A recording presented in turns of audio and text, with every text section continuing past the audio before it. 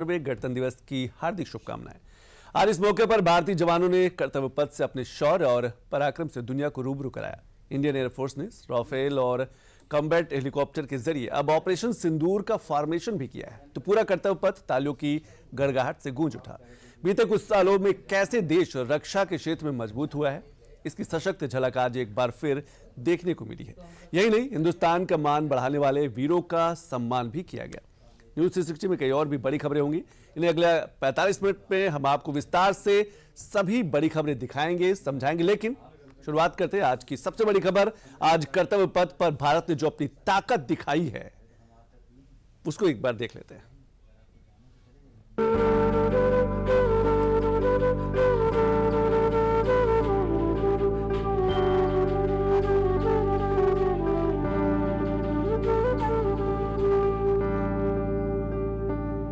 26 जनवरी ये सिर्फ तारीख नहीं है, ये भारत के स्वाभिमान की पहचान है।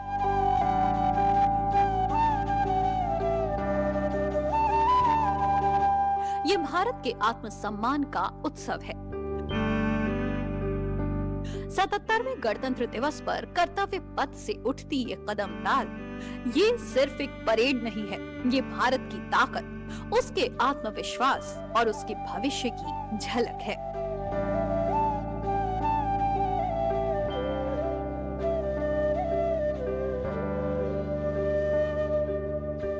गणतंत्र दिवस के मौके पर हर सलामी और हर गूंजती तोप दुनिया को ये संदेश दे रही है कि अब भारत केवल उभरती हुई शक्ति नहीं है, बल्कि उभर चुकी वैश्विक ताकत है।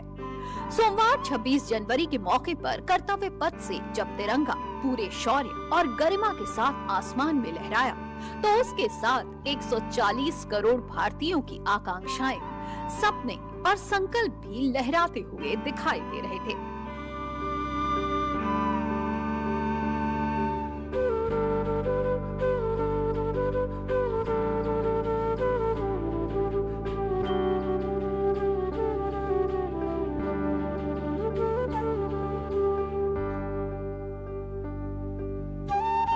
सैन्य टुकड़ियों की सधी हुई कदमताल, आधुनिक टैंकों की गर्जना और मिसाइलों की झलक ने ये जता दिया कि भारत अपने विकसित भारत विजन के साथ निरंतर आगे बढ़ रहा है।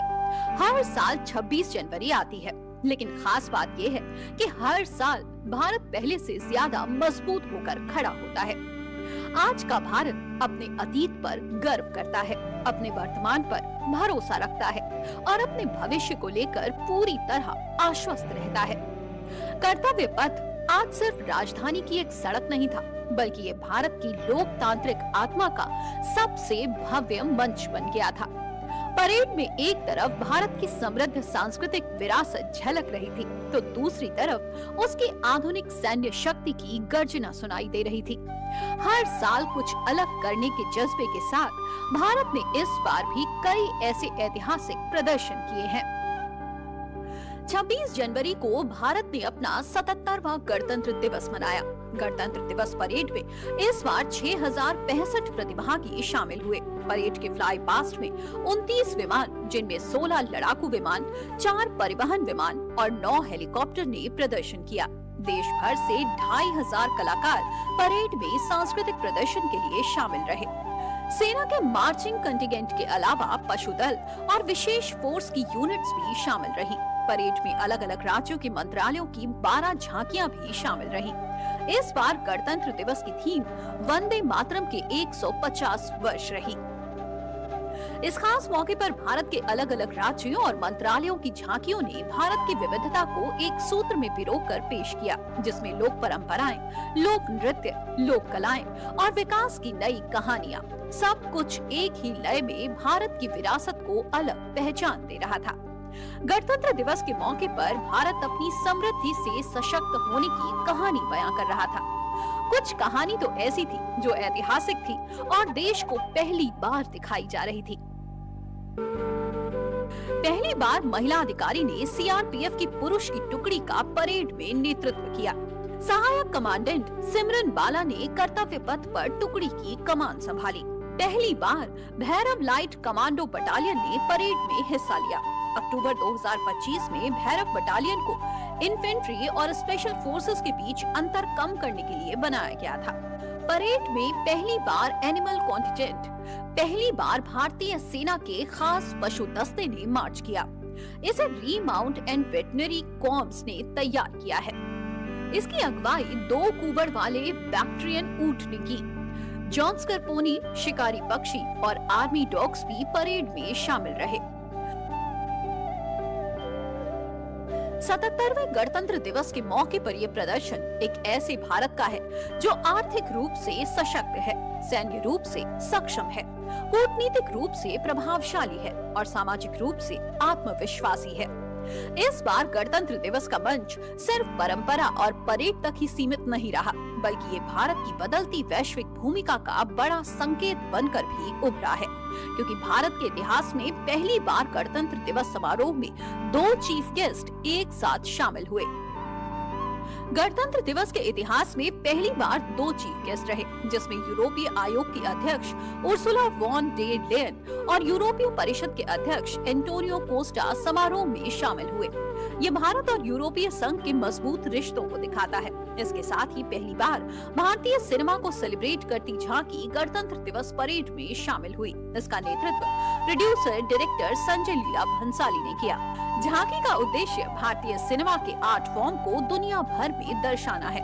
इस बार दर्शक गैलरियों के नाम बदले गए थे। पहले इन्हें गैलरी 1, गैलरी 2 कहा जाता था, लेकिन इस बार गंगा, यमुना, नर्मदा, गोदावरी जैसी नदियों के नाम पर गैलरियों के नाम रखे गए थे। इसे समारोह में समानता और सबको साथ लेकर चलने के संदेश से जोड़ा गया है। पहली बार सीआरपीएफ की पुरुष टुकड़ी का नेतृत्व एक महिला अधिकारी ने किया। ये दृश्य केवल एक बदलाव नहीं था, बल्कि नए भारत की सोच का प्रतिबिंब था। ये उस भारत का ऐलान था जहां नारी शक्ति सिर्फ सम्मान की पात्र ही नहीं, बल्कि नेतृत्व की धुरी मानी जाती है।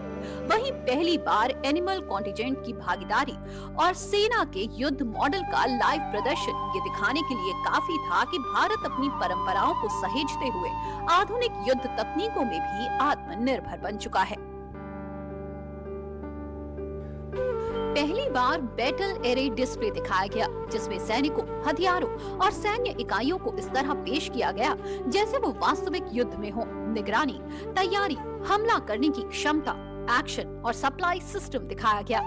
गणतंत्र दिवस के मौके पर सुरक्षा के कड़े इंतजाम किए गए थे। दिल्ली पुलिस गणतंत्र दिवस परेड की सिक्योरिटी में एआई लैस स्मार्ट चश्मों का इस्तेमाल कर रही थी।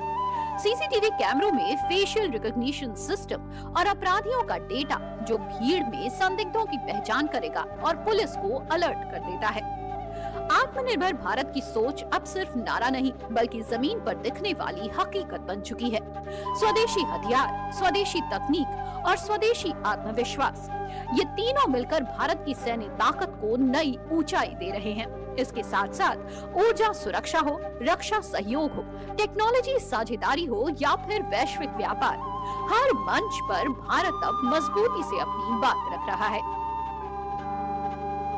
यही कारण है कि गणतंत्र दिवस की परेड आज सिर्फ भारत के लिए नहीं, बल्कि पूरी दुनिया के लिए एक मैसेज साबित हो रही है। 77वें गणतंत्र दिवस के मौके पर राज्यों और मंत्रालयों की झांकियों ने भारत की विविधता में एकता के विजन को भी पेश किया। गृह मंत्रालय की झांकी में भारत के नए न्याय कानून, भारतीय न्याय संहिता दिखाए गए। उत्तर प्रदेश की झांकी में बुंदेलखंड की सांस्कृतिक विरासत और आधुनिक यूपी की प्रगति दिखाई गई।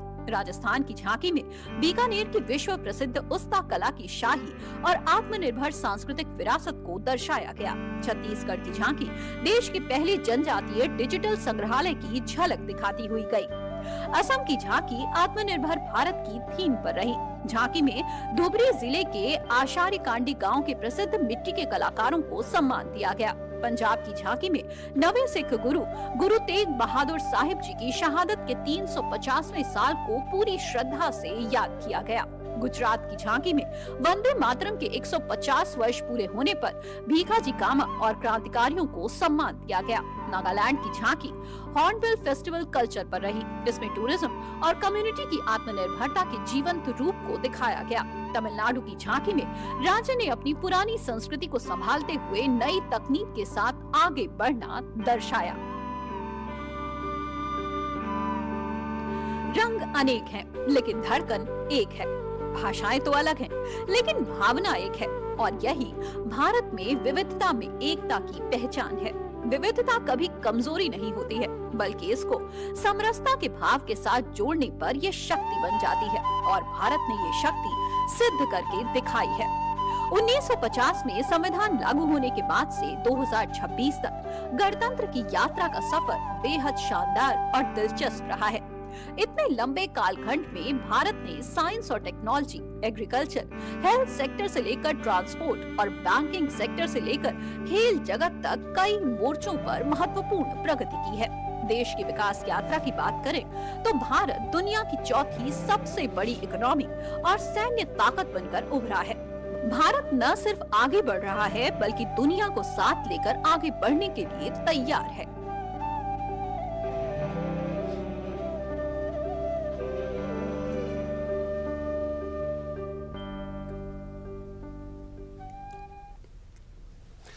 और भारत की एक और सबसे बड़ी ताकत है, वो है भारत का जो सॉफ्ट